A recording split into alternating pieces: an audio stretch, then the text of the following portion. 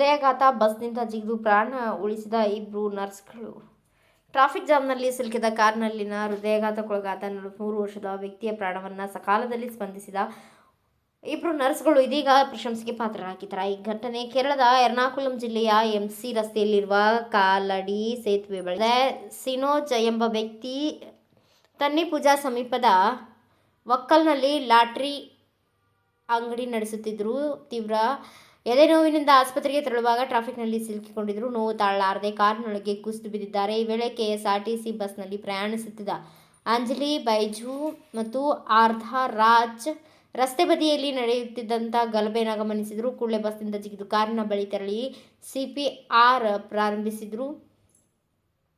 ನರ್ಸ್ಗಳು ಕಾರಿನಲ್ಲಿಯೇ ಸಿಪಿಆರ್ ಮುಂದುವರಿಸಿದರೆ ಸ್ಥಳೀಯರು ಅವರಿಗೆ ನೆರವಾದರು. ಒಬ್ಬ ವ್ಯಕ್ತಿ ಸಿನೋಜ್ ಅವರ ಕಾರನ್ನು ಚಲಾಯಿಸಿದರು. ಉಳಿದವರು ಟ್ರಾಫಿಕ್ನಿಂದ ಅವರನ್ನು ಹೊರತಂದು ಆಂಬ್ಯುಲೆನ್ಸ್ ವ್ಯವಸ್ಥೆ ಮಾಡಿದರು. ಕೂಡಲೇ ಅವರನ್ನು ಅಂಗಮಾಲಿ ಆಸ್ಪತ್ರೆಗೆ ರವಾನಿಸಲಾಯಿತು. ವೈದ್ಯರು ಪರೀಕ್ಷಿಸಿದಾಗ ಕರೋನರಿ ಅಪಧಮನಿಯಲ್ಲಿ ಬ್ಲಾಕೇಜ್ ಇರುವುದು ತಿಳಿದುಬಂದಿದೆ. ಹೀಗಾಗಿ ತಕ್ಷಣವೇ ತುರ್ತು ಆಂಜಿಯೋಪ್ಲಾಸ್ಟ್ ಮಾಡಿದ್ರು. ಪ್ರಸ್ತುತ ಸಿನೋಜ್ ಅವರ ಆರೋಗ್ಯ ಸ್ಥಿತಿ ಸ್ಥಿರವಾಗಿದೆ. ಹೆಚ್ಚಿನ ಚಿಕಿತ್ಸೆಗಾಗಿ ಮೇಲ್ದರ್ಜೆಯ ಆಸ್ಪತ್ರೆಗೆ ಸ್ಥಳಾಂತರಿಸಲಾಗುವುದು ಎಂದು ತಿಳಿದುಬಂದಿದೆ. ನರ್ಸ್ಗಳ ತ್ವರಿತ ಸ್ಪಂದನೆ ಹಾಗೂ ಸ್ಥಳೀಯರ ಸಹಕಾರದಿಂದಾಗಿ ಒಂದು ಜೀವ ಉಳಿದಿದೆ ಎಂದು ಜನರು ಶ್ಲಾಘಿಸುತ್ತಿದ್ದಾರೆ. ಈ ಘಟನೆ ಮಾನವೀಯತೆ ಮತ್ತು ವೃತ್ತಿ ಕೌಶಲ್ಯ ಎಷ್ಟು ಮುಖ್ಯ ಎಂಬುದನ್ನು ಮತ್ತೊಮ್ಮೆ ನೆನಪಿಸಿದೆ.